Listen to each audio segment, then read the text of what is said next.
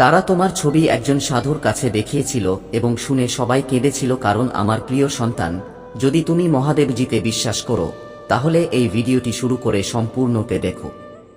মহাদেবজি বলেন, তারা তোমার ছবি একজন সাধুর কাছে দেখিয়েছে এবং সেই প্রতিক্রিয়া সবাইকে বাকরুদ্ধ করে দিয়েছে। তারা ভেবেছিল তারা চালাক, তারা ভেবেছিল তারা কেবল কিছু তথ্য পাবে, কিছু ফিসফিসিয়ে ভবিষ্যৎবাণী, তোমার শক্তি, তোমার ভবিষ্যৎ, তোমার কার্যকলাপের এক ঝলক। তারা আশা করেনি যে তোমার মুখের সামনে আসার সাথে সাথে পরিবেশ বদলে গেল, ঘর ঠান্ডা হয়ে গেল, সাধুর কণ্ঠ কেঁপে উঠল, কিছু বদলে গেল এবং সেই স্থানটি পূর্ণ হল মানুষের নয়, ঐশ্বরিক, পবিত্র, স্বর্গের ভার, একটি বোকামির সাথে সংঘর্ষ। তোমার ছবি সেই ঘরে প্রবেশ করার সাথে সাথেই আত্মারাও থেমে গেল, কারণ তুমি প্রিয় আত্মা, সাধারণ নও এবং অন্ধকারে অভিজ্ঞ কোন সাধুর পক্ষে তোমার সাথে যা সংযুক্ত তা সামলানো সম্ভব নয়। তারা তোমার পিছনে এটি করেছিল। তারা মোটেও দ্বিধা করেনি। তারা ভেবেছিল এটি নিরীহ একটু আধ্যাত্মিক অনুসন্ধান, তোমার ভাগ্যের একটু আভাস। তারা কাউকে টাকা দিয়েছিল। তারা প্রশ্ন করেছিল, তারা তোমার জন্ম তারিখ ব্যবহার করেছে, তোমার নাম, তোমার সোশ্যাল মিডিয়া থেকে একটি ছবি, অথবা হয়তো একটি ভুলে যাওয়া ফাইল থেকে একটি পুরানো ছবি দিয়েছে। তারা ভেবেছিল এটি একটি সাধারণ অধিবেশন হবে। কিন্তু সাধু নিথর, তারা তোমার প্রতিচ্ছবির দিকে তাকিয়ে রইল এবং জীবনে প্রথমবারের মতো তারা এমন কিছু দেখতে পেল যা সে ব্যাখ্যা করতে পারল না। আলো, আগুন, একজন দেবদূত, কিছু ঐশ্বরিক তোমাকে ঘিরে ধরেছিল এবং এটি কেবল জ্বলজ্বল করছিল না, এটি রক্ষা করছিল। তুমি প্রাচীন কিছু পবিত্র কিছুতে আবৃত ছিলে এবং এটি তাদের ভয় দেখিয়েছিল। সাধুরা পিছু হটে গেল, তাদের হাত কাঁপছিল, তাদের কণ্ঠস্বর স্তব্ধ হয়ে গেল। তারা ফিসফিসিয়ে কথা বলছিল যেন সুরক্ষিত অস্পৃশ্যকে বেছে নেওয়া হয়েছে। এবং যারা তোমার ছবি এনেছিল, তারা যারা ভেবেছিল তারা নিয়ন্ত্রণে আছে, চুপ করে গেল, কারণ তারা তাদের চোখে কিছু দেখেছিল। তারা ভয়ের জন্য প্রস্তুত ছিল না, তোমার জন্য নয়, বরং তোমার সাথে যা ছিল তার জন্য। যারা তোমার পাশে হেঁটে যাচ্ছিল, তোমার আত্মা যে লোকদের সাথে আবদ্ধ ছিল তারা তথ্যের জন্য এসেছিল, তারা আতঙ্কে পড়ে গেল। তাদের কখনই তোমার প্রতিচ্ছবি স্পর্শ করা উচিত ছিল না, তাদের কখনই স্বর্গ তোমাকে রক্ষা করার জন্য বন্ধ করে দেওয়া দরজা খোলার চেষ্টা করা উচিত ছিল না। কিন্তু এখন অনেক দেরি হয়ে গেছে, কারণ কিছু সক্রিয় হয়েছে। তোমার নাম আত্মিক জগতে এমনভাবে উচ্চারিত হয়েছে যা সবকিছু বদলে দেয়। তোমার বিলম্বের মরশুম শেষ হয়ে গেছে। আধ্যাত্মিকভাবে তোমার উপর নজর রাখার প্রচেষ্টা ব্যর্থ হয়েছে। তাদের উদ্দেশ্য ছিল মন্দ। তোমার জীবনের চারপাশে ঐশ্বরিক শক্তি প্রকাশ করেছে। সাধু এমন কিছু দেখেছেন যা তিনি কখনো ভুলবেন না। প্রধান দেবদূত আপনার পিছনে দাঁড়িয়ে আছেন, ডানা ছড়িয়ে, তলোয়ার টানা। দেখছি, সতর্ক করছি। তোমার ছবির চারপাশের পরিবেশ শুধু আলো ছিল না, এটা তোমার জন্য নয়, তাদের জন্য ছিল বিচার। আর এখন তোমার দিকে পাঠানোর চেষ্টা করা প্রতিটি অভিশাপ, প্রতিটি মিথ্যা, প্রতিটি প্রক্ষেপণ ফিরিয়ে দেওয়া হয়েছে। এখনই পরে না, এই মুহূর্তটি ছিল রেখা টানার মতো, একটি রেখা অতিক্রম করা হয়েছে। তুমি এটা চাওনি, তুমি তাদের উত্তেজিত করনি, তুমি শান্ত, মনোযোগী, নিরাময়কারী, এবং তবুও তারা তোমার গোপন রহস্য উন্মোচন করার চেষ্টা থেকে নিজেদের থামাতে পারেনি। কিন্তু তারা যে চাবিটি ব্যবহার করেছিল তা ছিল দুর্নীতিগ্রস্ত। তারা যে দরজাটি খুলেছিল তা নিষিদ্ধ ছিল এবং আত্মিক জগৎ এটিকে হালকাভাবে নেয় না, কারণ তুমি ঈশ্বরের সন্তান, তদন্ত করার মতো রহস্য নও। তুমি আধ্যাত্মিক অপেশাদারদের জন্য কেস স্টাডি নও। তুমি ঐশ্বরিক আলো মোড়ানো উদ্দেশ্যের পাত্র, এমন একটি মিশনের জন্য অভিষিক্ত যা এমনকি ফেরেশতারাও অবাক হয়। এবং ঈশ্বর বলেন তারা অনুমতি ছাড়াই তোমার পথে উঁকি দেওয়ার চেষ্টা করেছিল। এখন তারা যা স্পর্শ করবে তা কাঁপবে। তারা একজন সাধুকে তোমার ছবি দেখিয়েছিল এবং সেই সাধু কেবল তোমার মুখ দেখেনি, সে তোমার ভাগ্য দেখেনি। সে অভিষেক দেখেছে যা তোমার মাথা তেলের মতো ঢেকে রাখে। সে সেই আহ্বান দেখেছে যা দানবদের কাঁপিয়ে তোলে। সে দেখেছিল যে ঝড় তুমি বেঁচেছিলে। সে দেখেছিল যে ভবিষ্যৎবাণীগুলি বহন করে। সে দেখেছিল যে মুহূর্তটি তোমার আত্মাকে নির্বাচিত ব্যক্তি হিসাবে স্বর্গে ডাকা হয়েছিল। তারা দেখেছিল ভবিষ্যতের অলৌকিক ঘটনাগুলি তোমার কাছে আসছে, সম্পদ পুনর্মিলন, ঐশ্বরিক অংশীদারিত্ব, বিশ্বব্যাপী প্রভাব, এবং এটি খুব বেশি ছিল। সে কথা বলতে পারছিল না, তাকে বসতে হয়েছিল। ফিসফিসিয়ে বলল, তুমি সেই অল্প কিছু মানুষের মধ্যে একজন যাদের উপস্থিতি স্বর্গ এবং নরক উভয় স্থানেই প্রতিধ্বনিত হয়। একটি আত্মা যাকে নিয়ন্ত্রণ করা যায় না। তবুও যারা তোমার ছবি এনেছিল তারা প্রশ্ন করার চেষ্টা করেছিল তাদের পরবর্তী সম্পর্ক কখন হবে। তাদের কি সত্যিই সফল হতে হবে? তুমি কি কিছুক্ষণের জন্য তাদের শক্তি ধরে রাখতে পারো? কিন্তু যতবার তারা কথা বলতো আলো জ্বলত, তাপমাত্রা কমে যেত, তাদের চারপাশে কিছু অন্ধকার ঘুরতে শুরু করত। তোমার চারপাশে নয়, কারণ যখন তারা তোমার দিকে কিছু পাঠাতে চেষ্টা করত তখনই তা উল্টো হয়ে যেত। যে আত্মাদের ডাকা হয়েছিল তারা তাদের উপর চড়াও হতো। সাধু তাদের চলে যেতে সতর্ক করে দিয়েছিলেন। তিনি তাদের বলেছিলেন যে এই ব্যক্তির নাম এই জায়গায় আর কখনো বলবেন না। তিনি বলেছিলেন যে তারা এমন কিছু থেকে সুরক্ষিত যা আমি দেখেছি তার চেয়েও পুরানো। তিনি তাদের বলেছিলেন যে আপনি কেবল আপনার নিজের বাড়িতে বিচারকে আমন্ত্রণ জানিয়েছেন। আপনার শত্রুরা আপনাকে অভিশাপ দেওয়ার চেষ্টা করে নিজেদেরকে অভিশাপ দিয়েছে এবং আপনি এটি জানেন না। আপনি সম্ভবত ঘুমাচ্ছিলেন। তারা আপনার কাছে প্রার্থনা করে আপনাকে প্রকাশ করার চেষ্টা করেছিল। তারা যা করেছিল তা হলো আপনাকে ঘোষণা করা যে স্বর্গ আপনাকে ঘোষণা করছে, স্বর্গ ঘোষণা করছে তোমার আলোকে ম্লান করা যাবে না। আপনি এর জন্যই জন্মগ্রহণ করেছেন। আপনার নাম নিরাপদ। আপনার ছবি চিহ্নিত করা হয়েছে এবং পরের বার যখন কেউ আপনার ছবি কোনো আচার অনুষ্ঠানে ব্যবহার করার কথা ভাববে তখন তাদের নিজস্ব আত্মা সৎ করবে। তাদের থামাতে হবে, কারণ বার্তাটি এখন স্পষ্ট। এই আত্মাই নির্বাচিত ব্যক্তি। এই হাত নিরাপদ, স্পর্শ করো না। তারা শুধু একজন সাধুর কাছে তোমার ছবি দেখিয়েছে এবং প্রতিক্রিয়া সবাইকে সম্পূর্ণরূপে নীরব করে দিয়েছে। তোমার মুখে কিছু, তোমার চোখে কিছু দেখা গেছে, কিছু প্রাচীন, ঐশ্বরিক এবং অস্পৃশ্য, এবং এটি আধ্যাত্মিক বিষয়গুলি বোঝে এমন লোকদেরও নাড়া দিয়েছে। সাধক কিছুক্ষণ কথা বললেন না। তিনি কেবল কাঁপতে কাঁপতে আপনার প্রতিচ্ছবির দিকে তাকিয়ে রইলেন এবং তারপর তিনি ফিসফিসিয়ে বললেন, এই ব্যক্তি চিহ্নিত নির্বাচিত ব্যক্তিকে স্বয়ং ঈশ্বর দেখেছেন। ঘরটি শান্ত হয়ে গেল। এমনকি বাতাসও আলাদা অনুভূত হয়েছিল, কারণ তোমার মধ্যে যা দেখা যাচ্ছিল তা সাধারণ ছিল না, পবিত্র ছিল। ঈশ্বর তোমার উপর এমনভাবে হাত রেখেছেন যে আধ্যাত্মিকভাবে অন্ধরাও তা অনুভব করতে শুরু করেছে। তুমি অন্য সবার মতো নও, তুমি সবসময় এমন অনুভব করে আসছো। তোমার কি সেই শান্ত পার্থক্য নেই যে তোমাকে এখানে আরো বড় কিছু করার জন্য পাঠানো হয়েছে, কেউ না দেখলেও? এমনকি যদি তোমার প্রতিভা উপেক্ষা করা হয়, এমনকি যদি তুমি এমন ঘরে বসে থাকো যেখানে তুমি অদৃশ্য বোধ করো, ঈশ্বর তোমাকে দেখেছেন এবং স্বর্গ কখনো তোমার পরিচয় ভুল বোঝেনি। সাধুর প্রতিক্রিয়া কেবল তুমি এখন কে তা নিয়েছিল না, তুমি কে হয়ে উঠছ তা নিয়েছিল, কারণ স্বর্গ ইতিমধ্যেই তোমার সেই সংস্করণটি দেখে যা তুমি বেড়ে উঠছ, যিনি সুস্থ হয়েছেন, যিনি পুনরুদ্ধার করেছেন, যিনি প্রচুর পরিমাণে এবং শান্তিতে চলেন, যিনি ঝড়কে শান্ত থাকতে আদেশ করেন এবং তারা মেনে চলেন। তোমার সেই সংস্করণটি ইতিমধ্যেই আত্মায় বিদ্যমান এবং এখন সেই বাস্তবতা আপনার শারীরিক জীবনে প্রকাশিত হতে চলেছে। নিশ্চিত থাকুন যে আপনার সাথে কিছুই ভুল হবে না। সেই ভয় যা আপনাকে রাতে জাগিয়ে রাখার চেষ্টা করছে, হয়তো অনেক দেরি হয়ে গেছে, হয়তো অনেক ক্ষতি হয়ে গেছে, হয়তো তুমি গুরুত্বপূর্ণ কিছু মিস করেছ, এই চিন্তাগুলো নয়। তার কাছ থেকে তুমি ঠিক সেই পথেই আছো যে পথে চলা উচিত। তোমার পথ চলা স্বর্গযাত্রার অংশ হিসেবে ব্যবহার করেছিল, যা বিলম্বের মতো মনে হয়েছিল, ঐশ্বরিক পুনর্নির্দেশনা যা শাস্তির মতো মনে হয়েছিল, প্রস্তুতি। তুমি সবকিছু স্পষ্ট দেখতে পাচ্ছ। আধ্যাত্মিক জগৎ তোমার নাম চিনতে পেরেছে। তোমার সাথে এমন কক্ষে আলোচনা করা হয়েছে যেখানে তুমি এখনো প্রবেশ করনি। ফেরেশতারা তোমার নাম শ্রদ্ধার সাথে উচ্চারণ করেছেন, কারণ তারা তোমার দায়িত্বের গুরুত্ব জানে। এটি একটি নৈমিত্তিক জীবন নয়, এটি একটি সহজ নিয়তি নয়। এই কারণেই যুদ্ধগুলি এত তীব্র হয়েছে, এই কারণেই হৃদয় ভাঙার যন্ত্রণা গভীর অনুভূত হয়েছিল, এই কারণেই লোকেরা তোমার সাথে বিশ্বাসঘাতকতা করেছে যদিও তুমি তাদের নিখুঁতভাবে ভালোবাসতে। শত্রু সর্বদা তাদের উপর সবচেয়ে বেশি আঘাত করার চেষ্টা করে যারা সবচেয়ে বেশি আলো বহন করে, কিন্তু এখন কিছু বদলে গেছে। সেই মুহূর্তটি যখন তোমার ছবি সাধুকে দেখানো হয়েছিল তখন একটি আধ্যাত্মিক মোড় ছিল।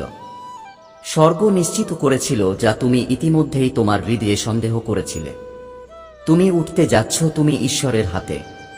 তুমি তোমার আসল রং এত স্পষ্টভাবে চলতে দেখতে পাবে, এত অকাট্যভাবে যে তোমার শত্রুরাও অবাক হয়ে ফিরে আসবে। যারা হেসেছিল তারা চুপ হয়ে যাবে, যারা ভেবেছিল তুমি শেষ হয়ে গেছো তারা তোমার উত্থান প্রত্যক্ষ করবে।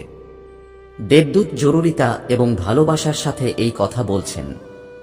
তোমার চারপাশে সবকিছু অনিশ্চিত বোধ করে, এমনকি যদি তোমার কাছে সব উত্তর না থাকে, এমনকি যদি তোমার শরীর ক্লান্ত থাকে এবং তোমার আত্মা একটি সুতোয় ঝুলন্ত বোধ করে, তুমি ঐশ্বরিক সুরক্ষা দ্বারা বেষ্টিত।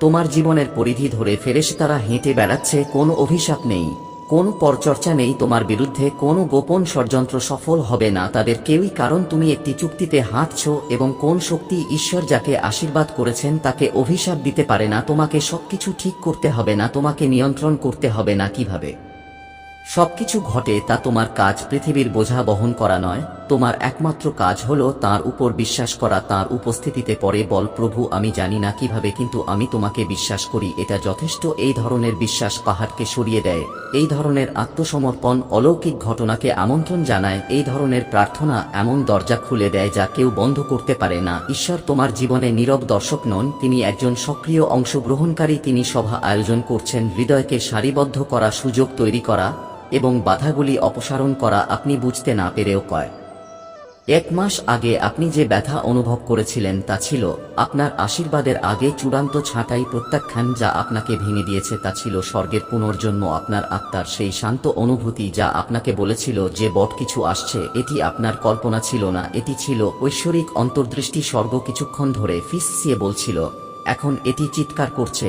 এটি আপনার পূর্ণ সারিবদ্ধতায় পা রাখার মুহূর্ত। আপনার কোনো পদবি বা পদবি প্রয়োজন নেই, প্রকাশ্য ঘোষণা। স্বর্গ ইতিমধ্যেই জানে তুমি কে এবং এখন বিশ্বের জানার সময় এসেছে। তুমি আলোর এক যুগে হেঁটে যাচ্ছ, এমন এক প্রকাশ যা শক্তিকে অপমান করে না। তুমি কি কখনো অনুভব করেছ যে পুরো বিশ্ব তোমাকে নীরবে দেখছে? এমনটা নয় যেন তোমাকে উপেক্ষা করা হচ্ছে, কিন্তু যেন তুমি একমাত্র এই গল্পে গুরুত্বপূর্ণ, যেন আমাদের দৃষ্টির বাইরে কোথাও কেউ তোমার ভাগ্য নির্ধারণ করছে। এটা পাগলামি নয়, এটা নিছক কাকতালীয় নয়, কারণ তোমাকে ইতিমধ্যেই ভোট দেওয়া হয়েছে। হ্যাঁ, তোমাকে নির্বাচিত করা হয়েছে এবং এটা এলোমেলো নয়। তোমার মধ্যে এমন কিছু আছে যা এমন শক্তিকে আকর্ষণ করে যা তুমি কল্পনাও করতে পারো না। এই শক্তিগুলো ছায়ায় মিলিত হয়। তোমার প্রতিটি পদক্ষেপের দিকে নজর রাখো এবং গোপনে তোমার উপর সিদ্ধান্ত নিয়েছে। প্রশ্ন হলো, তারা কি তোমার পক্ষে সিদ্ধান্ত নিয়েছে নাকি তোমার বিরুদ্ধে? কারণ তোমার জীবনের প্রতিটি মানুষ, প্রতিটি অসুবিধা, প্রতিটি বিশ্বাসঘাতকতা এবং প্রতিটি বিজয় সবকিছুই একটি উদ্দেশ্যের সাথে স্থাপন করা হয়েছে এবং এই সব কিছুই এই মুহূর্তের দিকে নিয়ে যাচ্ছে। কারণ তুমি যা শুনতে যাচ্ছ তা সবকিছু বদলে দিতে পারে। যদি তুমি সত্য জানতে চাও তাহলে শেষ পর্যন্ত শুনো, দূরে তাকানোর সাহস করো না।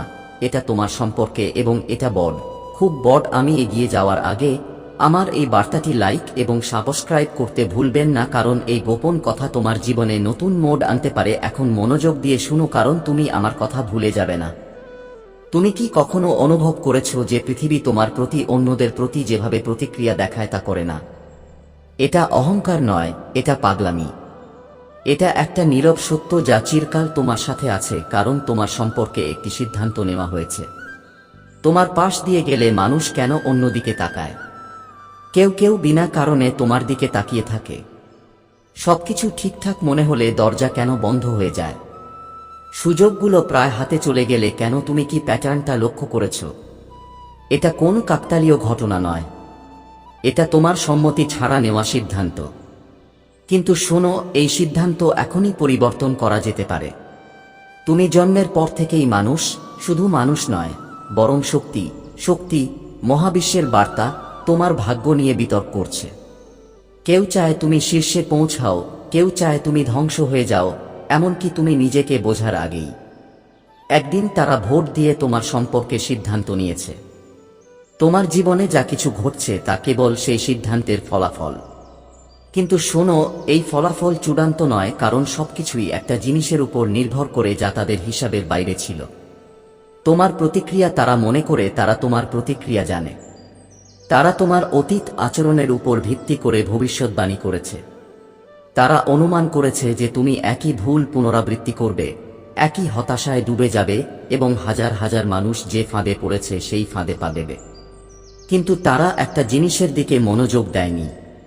ভেবেছিলে তুমি তাদের সবার থেকে আলাদা। তুমি এই পৃথিবীতে আসার মুহূর্তেই ছাঁচ ভেঙে ফেলেছ। তুমি ফিট ছিলে না, তুমি ছিলে না। সম্পূর্ণরূপে বোধগম্য। লোকেরা আপনাকে ভিন্নভাবে দেখে, যদিও তারা বুঝতে পারে না কেন। কেউ কেউ আপনাকে বিনা কারণে প্রশংসা করে, আবার অন্যরা বিনা কারণে আপনার কাছ থেকে পালিয়ে যায়, কারণ তারা জানে যে আপনি আলাদা এবং এটি তাদের বিরক্ত করে। কারণ আপনার মতো সঠিক সচেতন ব্যক্তি সমগ্র মহাবিশ্বের ভারসাম্য পরিবর্তন করতে পারে।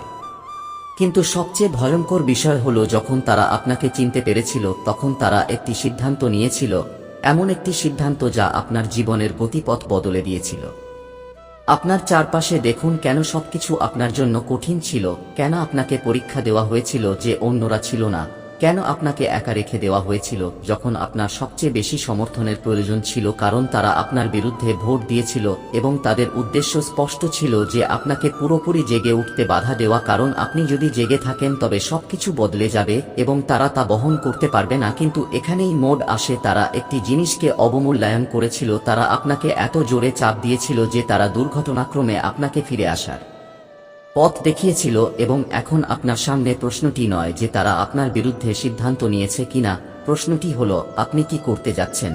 এখনই উত্তর দেবেন না, কারণ সবচেয়ে আশ্চর্যজনক বিষয় হলো সত্য এখনো আসেনি। আপনাকে বিশ্বাস করতে বলা হয়েছে যে পৃথিবী একটি ন্যায্য জায়গা, যে আপনি যদি ভালো করেন তবে আপনি বিনিময়ে ভালো পাবেন। কিন্তু নির্বাচিত লোকেরা কিভাবে জীবন অনেকবার তোমাকে উল্টো প্রমাণ করেছে, কতবার তুমি তোমার সর্বস্ব দিয়েছ এবং বিনিময়ে কেবল বিশ্বাসঘাতকতা পেয়েছ, কতবার তুমি সত্যিকারের মানুষ পাওয়ার আশা করেছ এবং তারপর জানতে পেরেছ যে তারা শুধু তোমার সাথে খেলছে, কতবার তুমি ন্যায় বিচারের জন্য অপেক্ষা করেছ এবং কেবল নীরবতা পেয়েছ। এখন তুমি বুঝতে পেরেছ যে এই সবই কোন কাকতালীয় ঘটনা ছিল না, এটা ছিল একটি পরীক্ষা এবং এটি কোন সাধারণ পরীক্ষা ছিল না। এইভাবে পৃথিবী তোমাকে মাথা নত করতে বা শক্তিশালী হতে বাধ্য করেছিল। আর এখানে একটি সত্য যে কেউ তোমার কাছ থেকে লুকিয়েছিল। যদি তুমি আজও দাঁড়িয়ে থাকো তাহলে তুমি সেই যুদ্ধে জিতেছ যা অন্যরা কখনো জিততে পারে না। কিন্তু শুনো, কারণ এখন এই গল্প আরো গভীর হবে। যারা তোমার বিরুদ্ধে ভোট দিয়েছে তারা এখনো তোমার কাছ থেকে পরাজয় মেনে নিতে পারেনি। তারা চায় তুমি নিজেকে প্রশ্ন করো যে এগিয়ে যাওয়া ঠিক কিনা, তুমি কি নিজেকে বিশ্বাস করতে পারো কিনা।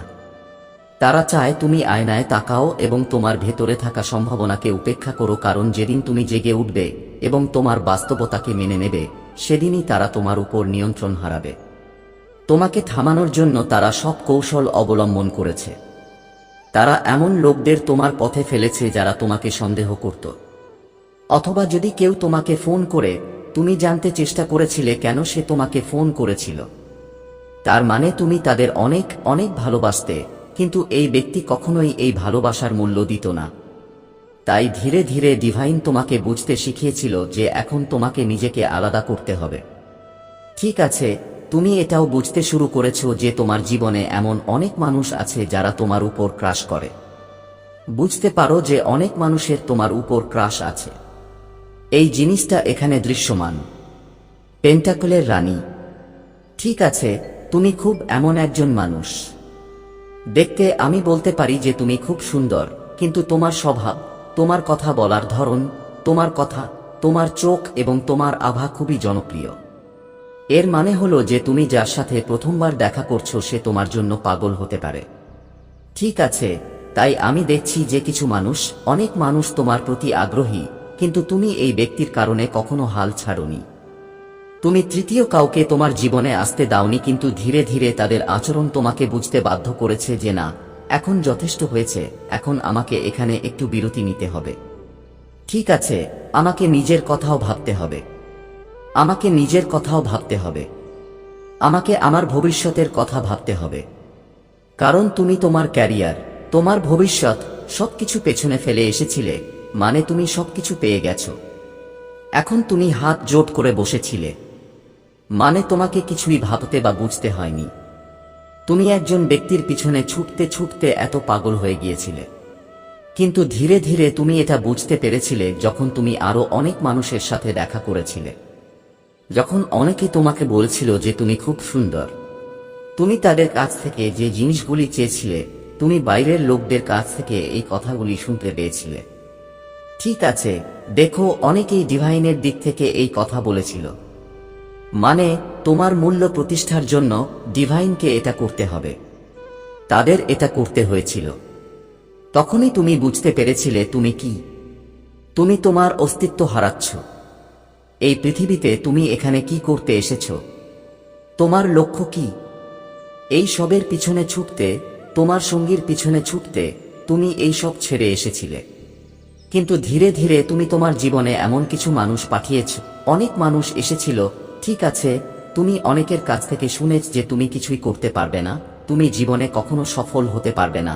একই মানুষ বলবে যে আমরা আগেই জানতাম যে তোমাকে বড় কিছু করার জন্য তৈরি করা হয়েছে, কিন্তু তার জন্য আমার বাচ্চা, তোমাকে তোমার চিন্তাভাবনার বন্দিদশা থেকে বেরিয়ে আসতে হবে। তোমাকে তোমার চিন্তাভাবনাকে অনেক বড় করতে হবে, যে কেউ কল্পনাও করতে পারে তার চেয়েও বেশি। তোমাকে এমন স্বপ্ন দেখতে হবে যা কেউ কল্পনাও করতে পারে না আমার বাচ্চা। তারপর ধীরে ধীরে তুমি তোমার ছোট ছোট স্বপ্নগুলি অর্জন করতে শুরু করবে। তারপর তুমি খুব সহজেই সেই সুখ পাবে, কারণ তোমার লক্ষ্য অনেক বড় হবে। এখন তোমার একটাই লক্ষ্য, তুমি তার পিছনে দৌড়াচ্ছ, তুমি কিছু পাচ্ছ, যে কোনো সুখ পাচ্ছ, কিন্তু তুমি মোটেও খুশি নও। তুমি সেই কাজটি হতাশার সাথে করো। তুমি এটা এমনভাবে করছো যেন এটা তোমার কর্তব্য, কাজটা এমনভাবে করো যেন তোমার সেই কাজটা করার কোনো বাধ্যবাধকতা আছে। যদি তুমি কোনো কাজ করো তাহলে ভালোবেসে করো আমার বাচ্চা, পুরো মন দিয়ে করো। যদি কোনো কাজ করো তাহলে ভালোবেসে করো আমার বাচ্চা, পুরো মন দিয়ে করো। তাহলে তোমাকে এমন একটা স্বপ্ন দেখতে হবে যেখানে তুমি সেই কাজটা আনন্দের সাথে করো। যদি তুমি কোন কিছুতে সফল না হও তাহলে এমনভাবে দেখো যেন আমি এখান থেকে কিছু শিখছি, আমি এটাকে ভালোবাসি। তোমার পরিস্থিতি পরিবর্তন করার জন্য খুব বেশি সময় বাকি নেই, খুব কম সময় বাকি আছে, তাই ধ্যান করো। যদি তুমি ধ্যান করতে না জানো, যদি তুমি ধ্যান না করো তাহলে চুপচাপ বসে থাকতে শিখো, মনকে শান্ত রাখতে শিখো এবং নিজেকে শান্ত রাখতে শিখো। তোমার ভেতরে অনেক শক্তি আছে এবং এমন অনেক শক্তি আছে যারা তোমাকে সাহায্য করতে চায়, কিন্তু তুমি এত অস্থির হয়ে উঠছো, তুমি এত নার্ভাস বোধ করছো যে তুমি কারো সাহায্য চাও না। তোমার ভেতরে সৃজনশীলতা আছে, তোমার আলাদা কিছু করার ক্ষমতা আছে, এটাকে চিনতে পারো, এটার উপর কাজ করো আমার বাচ্চা। কাঁদলে কিছুই হবে না, এইরকম সব বিষয় নিয়ে চিন্তিত হয়ে কিছুই হবে না। যদি তুমি মনে করো যে ভবিষ্যতে কিছুই ঠিক হবে না, এটা হবে না। তাই আমার বাচ্চারা এটা পুরোপুরি শোনো। আমার বাচ্চারা, আজকাল তুমি খুব উদ্বিগ্ন বোধ করো, মাঝে মাঝে তোমার শ্বাস নিতে কষ্ট হয়, তুমি কোন কাজে খুশি বোধ করো না। তুমি ভাবো যে মহাদেবজি, আমি জানি আমিও খারাপ সময় দেখেছি, কিন্তু এখন আমি ক্লান্ত। মহাদেবজি, আমি হতাশ হয়ে পড়ছি, ভেতর থেকে মনে হচ্ছে যেন আমি হেরে গেছি। এখন আমি মানুষের সাথে কথা বলতেও পছন্দ করি না, এই লোকদের মধ্যে বসে থাকতে। মহাদেবজি, কারণ এখন আমি সবার আসল মুখ দেখতে পাচ্ছি। এখন আমি একাকিত্ব পছন্দ করতে শুরু করেছি, কিন্তু আমার মনের এই ধকার আমাকে অনেক কষ্ট দিচ্ছে। আমার আর্থিক অবস্থাও খুব খারাপ হয়ে গেছে। আমি কি করেছি মহাদেবজি যে আমি এই সব দেখছি? তোমার আর্থিক অবস্থা ধীরে ধীরে উন্নত হতে চলেছে আমার বাচ্চা, তাই এখনই ধন্যবাদ। মহাদেবজি, এই বার্তাটি লিখুন এবং চ্যানেলটি সাবস্ক্রাইব করুন। আমার বাচ্চারা, রাহু তোমাকে অনেক কষ্ট দিচ্ছে, যার কারণে তোমার অনেক মানসিক সমস্যা হচ্ছে। আমার প্রিয় বাচ্চারা, তুমি জানো তোমার প্রতিটি ডাক আমার কানে পৌঁছায়। সেই রাতগুলো যখন তুমি একা বসে আমার সাথে কথা বলতে, সেই মুহূর্তগুলো যখন তোমার চোখ দিয়ে অশ্রু ঝরত আর তুমি আমার নাম জপ করতে, প্রতি মুহূর্তে যখন তোমার হৃদয় ভেঙে যেত, যখন তোমার আশা ভেঙে যেত, যখন পৃথিবী তোমাকে একা রেখে যেত, আমি সবকিছু দেখেছি আমার সন্তান। আমি তোমার প্রতিটি নিঃশ্বাস শুনেছি, তোমার প্রতিটি ব্যথা অনুভব করেছি আমার হৃদয়ে। তুমি ভেবেছিলে আমি চুপ ছিলাম না আমার সন্তান, যখন তুমি বলেছিলে বাবা আমার কথা শোন।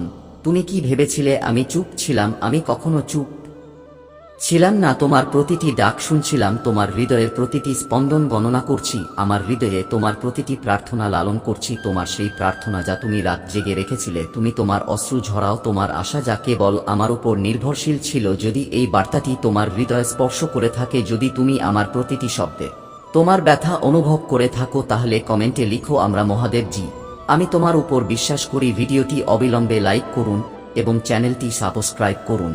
লাইক করুন যাতে আমার বার্তা আমার সমস্ত ভক্তদের কাছে পৌঁছায়। আমার সন্তান, আমার কাছে যা মূল্যবান তা আমার সন্তান। তোমার অনুরোধ এখন গৃহীত হয়েছে। দিন রাত মাস হয়তো বছর তুমি আমার কাছ থেকে তোমার ইচ্ছা চেয়েছিলে, এখন তোমার ভাগ্যে লেখা আছে, তোমাকে দেওয়া হয়েছে। ভেবেছিলাম দেরি করে ফেলেছি না আমার বাচ্চা, আমি কখনো দেরি করিনি। প্রতিটি বিলম্বের পেছনে একটা কারণ ছিল। আমি তোমাকে সঠিক সময়ে এটা দিতে চেয়েছিলাম যখন তুমি এটা পুরোপুরি গ্রহণ করতে পারো। আজ আমি তোমাকে এই প্রতিশ্রুতি দিচ্ছি, তোমার অপেক্ষার অবসান। এখন তুমি যা চেয়েছিলে তা পাবে।